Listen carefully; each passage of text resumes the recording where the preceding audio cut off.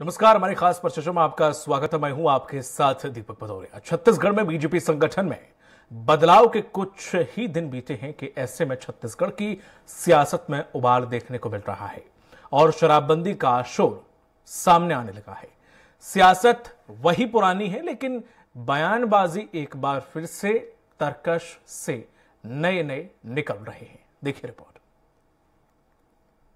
छत्तीसगढ़ सरकार में सत्ता परिवर्तन हुए करीब 4 साल हो चुके हैं। ऐसे में शराबबंदी का शोर एक बार फिर से सामने आने लगा है, जहां शराबबंदी की सियासी उफान सामने आ रहा है। दरअसल छत्तीसगढ़ की राजनीति में इन दिनों गंगा जल का मुद्दा छाया हुआ है। भाजपा का आरोप है कि कांग्रेस ने घोषणा पत्र में किए गए वादे पूरे नहीं कर रहे। बीजेपी का आरोप है कि कांग्रेस ने वादे गंगा जल हाथ में लेकर किए थे।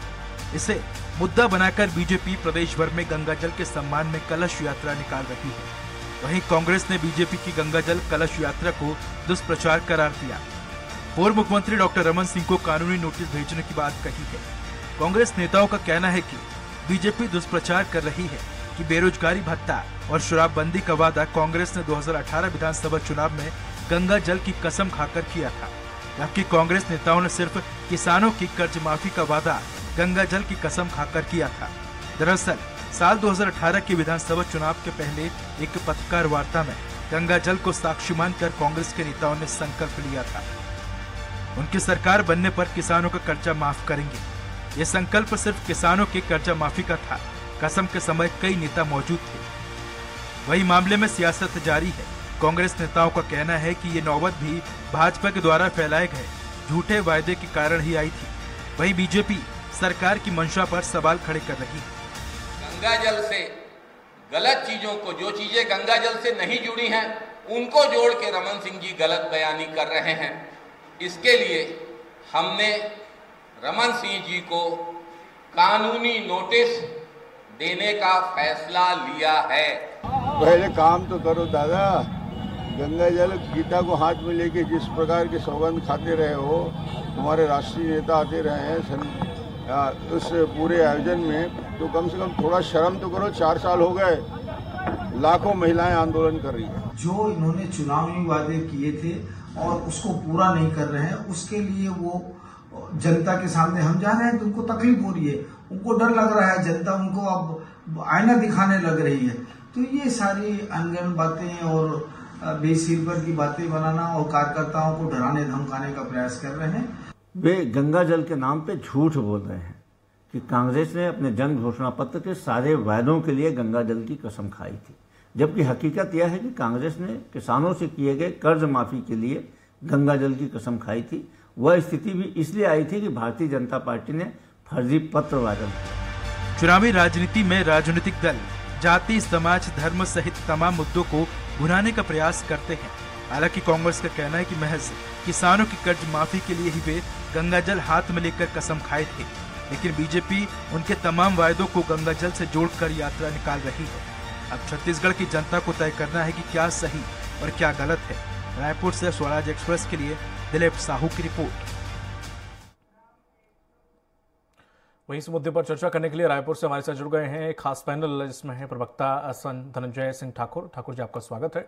बीजेपी प्रवक्ता है राजीव चक्रवर्ती जी और वरिष्ठ पत्रकार हैं बाबूलाल शर्मा जी। आप दोनों लोगों का भी बहुत बहुत शुक्रिया शामिल होने के लिए। जिस तरह से बीजेपी प्रवक्ता राजीव चक्रवर्ती जी, प्रॉब्लम कहाँ पे है कि शराब हानिकारक है या इसके दुष्परिणाम देखने को मिल रहे हैं और क्राइम बढ़ रहा है, घरेलू हिंसाएं बढ़ रही हैं, युवाओं का भविष्य गर्त में जा रहा, ये कारण है या फिर वादा किया था वो निभाया नहीं? कितना अहमियत रखता है दोनों चीजों में से कौन सी चीज ज्यादा अहमियत रखती है?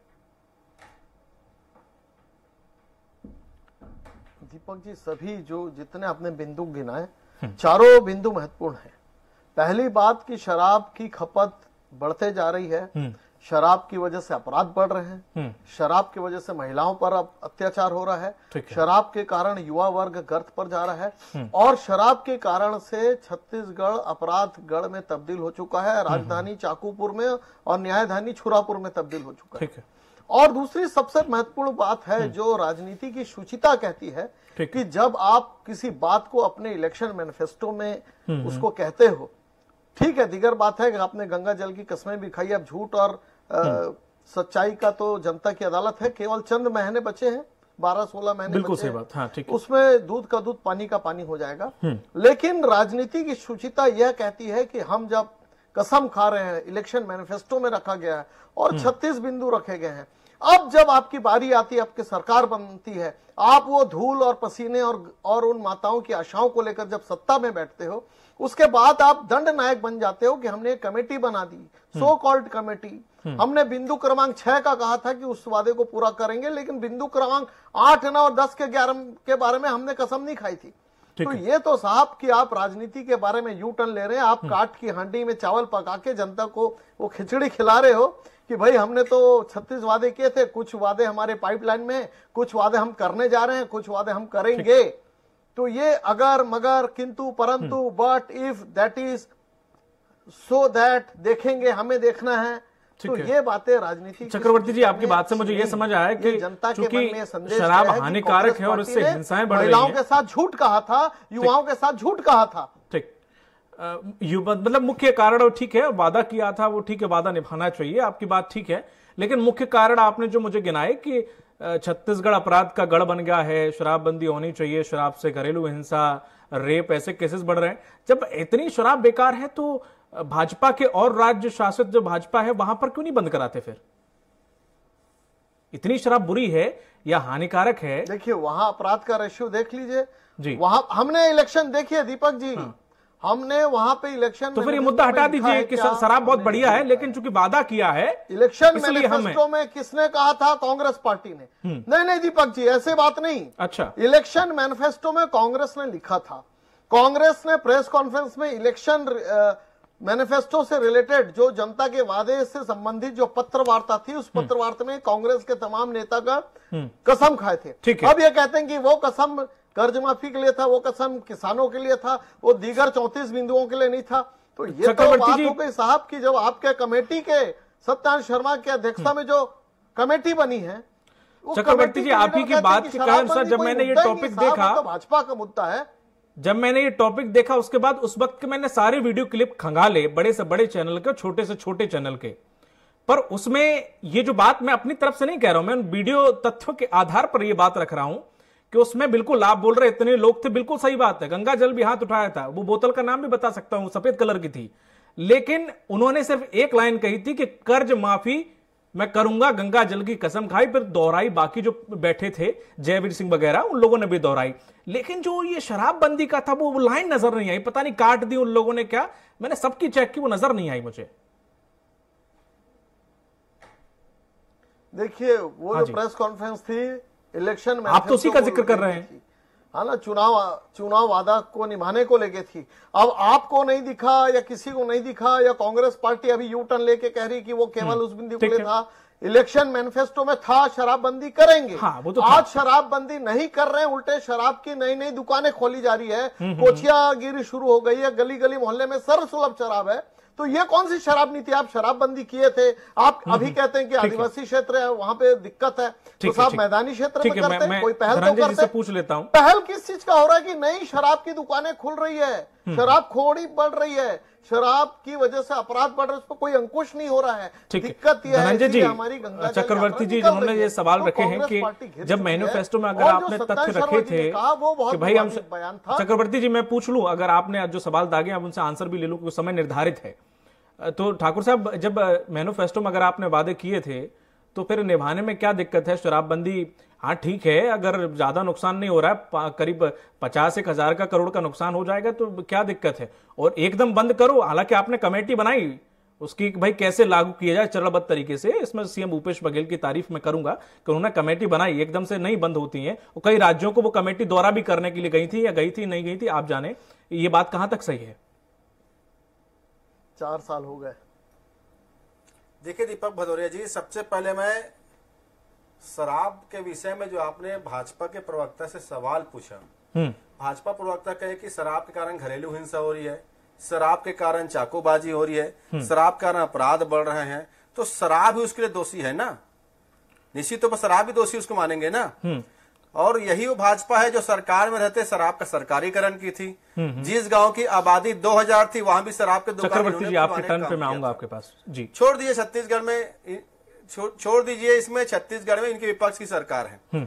शराब अगर बुराई है तो मध्य प्रदेश के लिए बुराई है, शराब अगर बुराई है तो उत्तर प्रदेश के लिए बुराई है, शराब अगर बुराई है तो गुजरात के लिए बुराई है, पूरे देश में जहां जहां प्रदेश है सब जगह बुराई है। ठीक है। भारतीय जनता पार्टी एक राष्ट्रीय दल है ना। अगर छत्तीसगढ़ में भाजपा के राष्ट्रीय उपाध्यक्ष रमन सिंह जी शराब की बुराई को लेकर चिंतित है, और होना भी चाहिए, अगर बुराइयों को लगा रहता है तो एक फरमान जारी कर दे कि जहां जहां भाजपा शासित राज्य है वहां पे शराब की बिक्री पे तत्काल प्रतिबंध लगाया जाए। मध्य प्रदेश में उमा भारती पत्थर मार रही शराब के दुकानों में जाकर, और शिवराज सिंह चौहान महिलाओं के लिए अलग से शराब दुकान खोल रहे हैं, वहां पर दोनों घटनाएं चल रही है। आंध्र प्रदेश में भी इलेक्शन को देखते हुए भाजपा ने अभी से घोषणा कर दी है ना कि अगर उनकी वहां सरकार बनती है तो 50 लीटर में वो शराब उपलब्ध कराएंगे। अभी कल ही 2-4 दिन पहले घटना है, आपने भी चलाया होगा, कैसे भाजपा के नेता महाराष्ट्र से शराब तस्करी का छत्तीसगढ़ लेकर आ रहे थे। तो 2-3 बातें एक साथ कैसे होगी? यहाँ पे सवाल ये उठता है कि भारतीय जनता पार्टी छत्तीसगढ़ में मुद्दा भी हो चुकी है, क्योंकि भाजपा की आदत है ना, भाजपा की आदत है कि वो राधा पुष्पम श्री राम जी की आड़ में छुप कर राजनीति करेंगे। भाजपा की आदत है वो गंगा जल की आड़ में छुपकर राजनीति करेंगे, वो हिंदुओं के आड़ में छुपकर राजनीति करेंगे, क्योंकि उनके पास बोलने के लायक कुछ नहीं बचा हुआ है। मैं कह रहा हूं ना, मैं आपके चैनल में फिर दोबारा दोहराता हूं, मैं चूंकि गिलास में पानी रखा हुआ है उसको गंगा जल मानते हुए मैं अभी आपके चैनल में हाथ में लेता हूं, दावा करता हूं कि हमारी सरकार ने 10 दिन के भीतर किसानों का माफी करने का वादा किया था, उसके लिए गंगा जल को हम उठाया था, और माननीय मुख्यमंत्री भूपेश बघेल जी ने उस गंगा जल का मान का सम्मान रखते हुए 10 दिन नहीं 2 घंटे के भीतर शपथ ग्रहण के राज्य के 20 लाख किसानों को कर्ज माफी का लाभ दिया है। ये भाजपा के प्रवक्ता बैठे गंगा जल उठा के बोल दिए कि नहीं, भारतीय जनता कांग्रेस ने 36 बिंदु घोषणा पत्र को पूरा करने उठाया था। दूसरी बात, एक सेकंड, हमारे लिए 36 बिंदु घोषणा पत्र भी उतने ही हमारी जिम्मेदारी पर है, इसीलिए हमने 90% से अधिक वादों को पूरा करने का काम किया है। भाजपा के पास मुद्दा नहीं है ना, मत कह रहा हूं उठाए पानी यहाँ पे उठाइए, राजू जी यहाँ पे जल को उठाइए, गंगा जल मान के बोलिए कि कांग्रेस पार्टी ने घोषणा पत्र के 36 बिंदुओं के लिए वादा किया था, और इसलिए करना पड़ा हमको। भी आपको बताता हूँ कि भाजपा का IT सेल ने हमारे 2 प्रदेश के पदाधिकारियों के नाम से फर्जी लेटर जारी किया था किसानों को लेकर भ्रमित करने के लिए, इसलिए हमने गंगा जल को उठाकर उस कर्ज माफी के लिए हमने उठाया था, और 36 बिंदु भी हमारे लिए उतने ही महत्वपूर्ण है, और तो सरकार काम कर रही है। मैं तो चैलेंज करता हूँ राजू चक्रवर्ती को, उठाए जल को यहाँ पर और बताए सच्चाई क्या है। ठीक है धनंजय जी, एक रिपोर्ट मैंने पढ़ी है कि तो जो छत्तीसगढ़ का रेवेन्यू है, चक्रवर्ती जी मैं आप पे आऊंगा, में भी कोई बिंदु पूरा नहीं, सब अर्ध सत्य है। ठीक है, मैं आपके पास आऊंगा। उस रिपोर्ट में यह था कि छत्तीसगढ़ में कमाई में शराब की सबसे अच्छा राजस्व कमा रही है, बाकी और राज्यों बड़े बड़े उत्तर प्रदेश को भी पीछे छोड़ रही है, और कुछ राज्य तो झारखंड जैसे गुड़ सीखने के लिए आ रहे हैं कि ऐसे आप कर कैसे रहे हो। कंजप्शन ज्यादा है या फिर कुछ और तरीका अपनाया जा रहा है जिससे यहां पर राजस्व इतना ज्यादा निकल रहा है? आपकी बात सुना, 57,000 करोड़ के तकरीबन तय किया गया। बहुत अच्छा सवाल आपने पूछा है। नहीं, बहुत अच्छा सवाल पूछा है। जब छत्तीसगढ़ राज्य का निर्माण हुआ तो छत्तीसगढ़ में शराब से जो हमारी सरकार थी 300 रुपए का 300 करोड़ रुपए का पर ईयर इसमें रेवेन्यू जनरेट होता था। रमन सिंह की सरकार बढ़ी, वो 300 करोड़ का रेवेन्यू बढ़ते बढ़ते 5500 करोड़ तक पहुंच गया। तो भाई शराब के रेवेन्यू का प्यार किसको था? हमारी सरकार। तो हमने उसी चिंताओं को लेकर शराबबंदी की बात की ना। उसका परिणाम है कि हमने छत्तीसगढ़ में 100 शराब की दुकान जो शहरों के भीतर में है उसको बंद करने का हमारी सरकार ने किया है।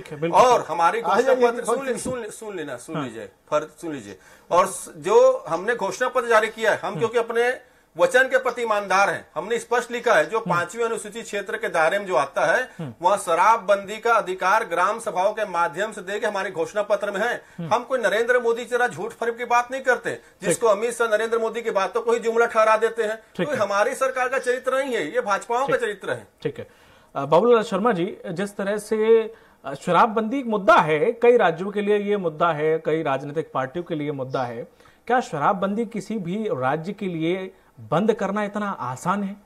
एक तो राजस्व का घाटा, दूसरा उसके बाद बंद करने के बाद दूसरे देश की अवैध सप्लाई जो आती है उससे कितनी मौतें होती हैं, कच्ची शराब बनाई जाती है उससे कितनी मौतें होती हैं, और पूर्ण शराबबंदी तो कहीं किसी राज्य में भी नहीं है।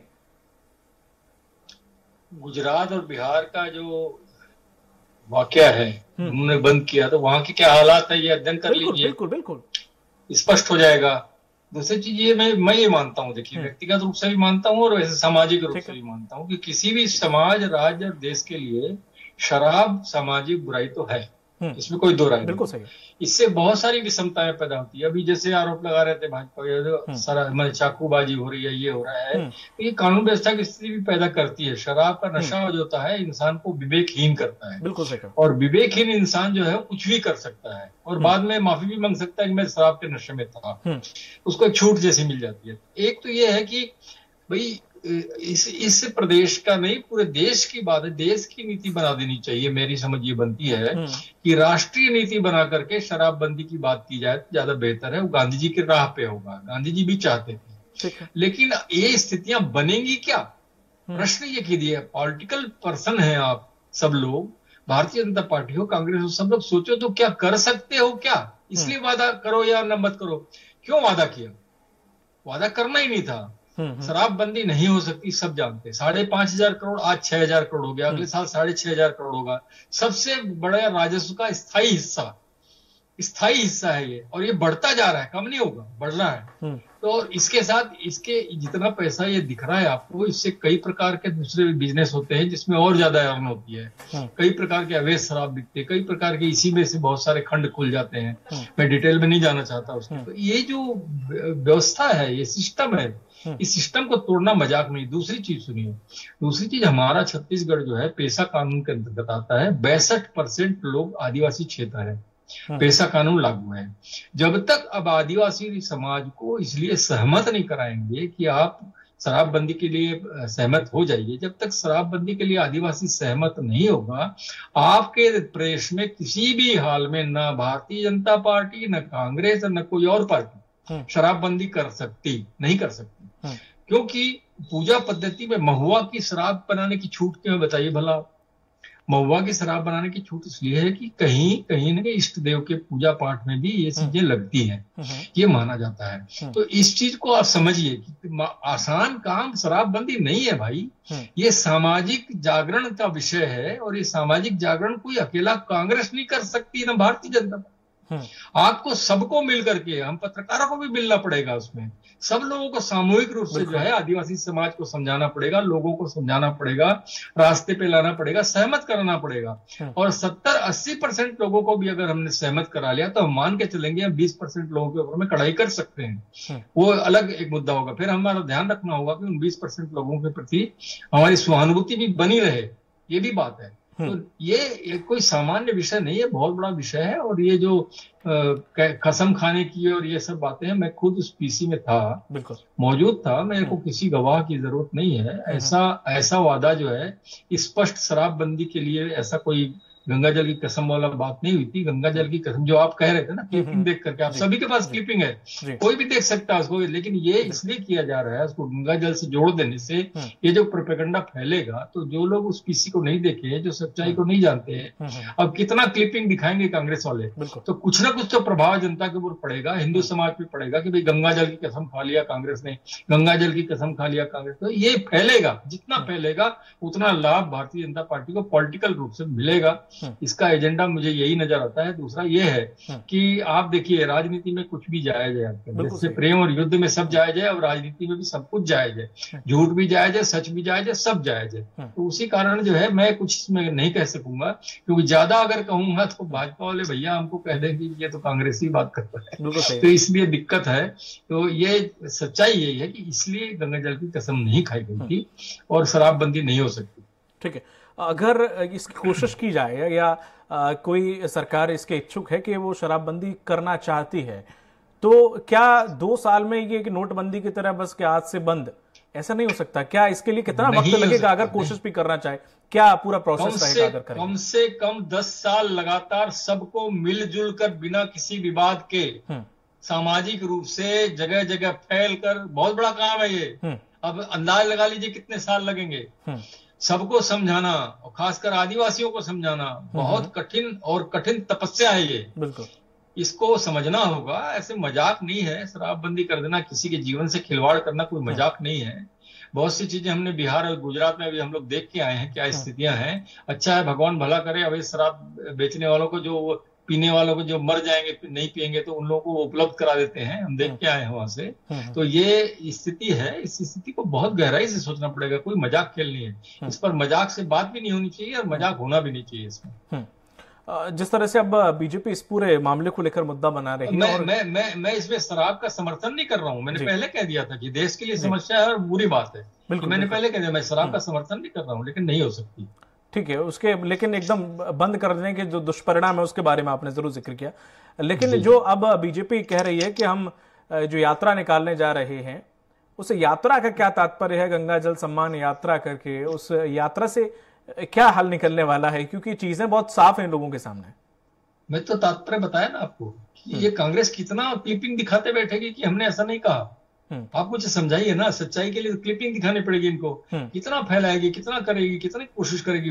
जब ये गंगा जल वाली यात्रा निकलेगी तो प्रोपेगेंडा फैलेगा तो काफी लोग प्रभावित होंगे। निश्चित रूप से हिंदू समाज प्रभावित होगा कि गंगा जल के साथ मजाक किया कांग्रेस ने। ये कितना सफाई देते रहेंगे कि हमने नहीं किया कर। ये एक तो राजनीतिक लाभ जो है भारतीय जनता पार्टी को मिलेगा।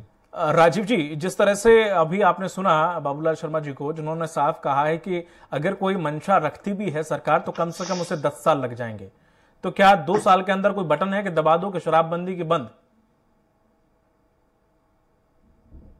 राजीव जी, आप जब राजनीतिक घोषणा कर रहे थे दीपक जी, तब आप जनता को मूर्ख समझते हैं, जनता को भेड़ बकरी समझते हैं, चारागाह समझते हैं कि हम फसल काटेंगे सत्ता की।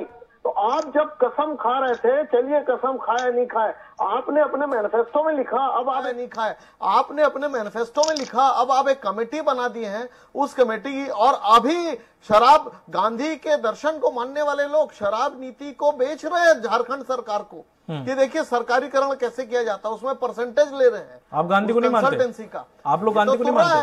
ये क्या जनता नहीं, तो कितनी बड़ी बात है, कितनी बुरी बात है कि हमारी नीति, हमारे डॉक्टर रमन सिंह ने शराब की सरकारी नीति बनाई, हम उसका विरोध करते हैं, हम उस नीति को और बढ़ाएंगे, हम झारखंड में भी बेचेंगे शराब नीति, हम झारखंड में भी आयात निर्यात करेंगे, है ना, हम रोज नई नई दुकानें खोलेंगे। अभी मेरे मित्र ने कहा कि हमने 50 दुकानें बंद की, अरे साहब 50 दुकान बंद की हो, 200 नई दुकानें शुरू कर दी आपने, गली गली में, गाँव गाँव में, राजीव जी के द्वारा शराब, राजीव जी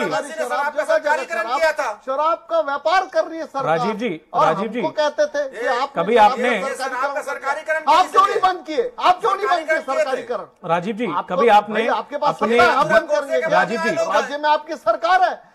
राजीव जी, कभी आपने मध्य प्रदेश के सीएम या फिर यहाँ पे जब मांग उठती है तो यहाँ के मंत्री या यहाँ के सीएम का स्टेटमेंट सुना, या किसी और राज्य में जब ऐसी कोई मांग उठती है वहां के सीएम और वहां के मंत्रियों का कभी स्टेटमेंट सुना आपने? आप छत्तीसगढ़ की बात कर रहे हैं दीपक जी, आप छत्तीसगढ़ की बात कर रहे हैं। आज अरे तो जैसे आपने बोला राजीव जी, आप मध्य प्रदेश की बात, राजीव जी सुन लीजिए,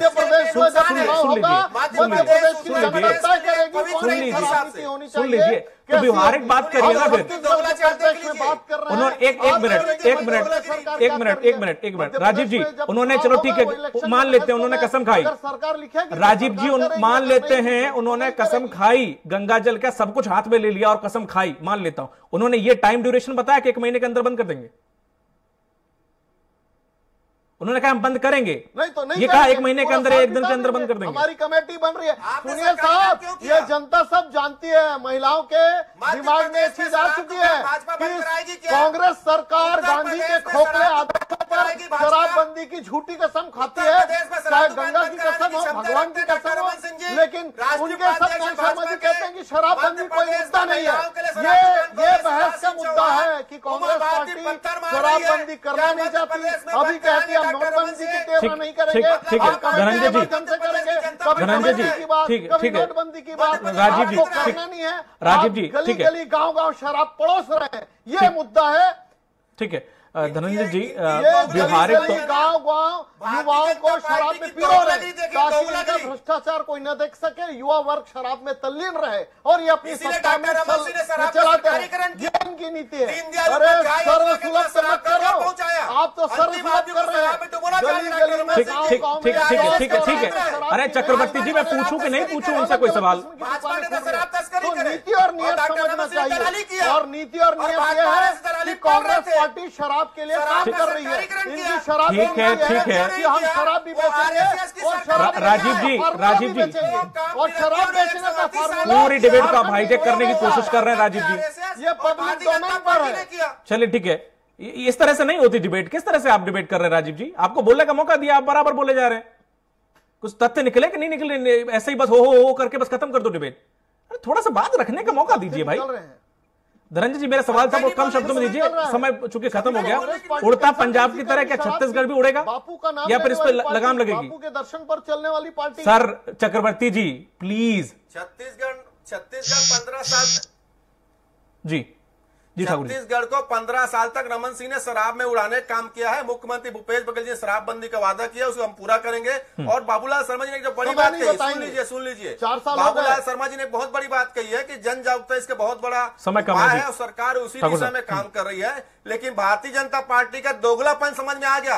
मध्य प्रदेश में शराब अच्छा है, उत्तर प्रदेश में शराब अच्छा है, आंध्र प्रदेश में 50 मिलेंगे, ठीक है। लेकिन क्षमता नहीं। चूंकि समय का अभाव है, इसलिए माफी चाहूंगा मैं आप सभी लोगों से। डिबेट का समय समाप्त हो चुका है। बहुत बहुत शुक्रिया धनंजय जी आपका, बाबूलाल शर्मा जी आपका और राजीव जी आपका भी इस चर्चा में शामिल होने के लिए।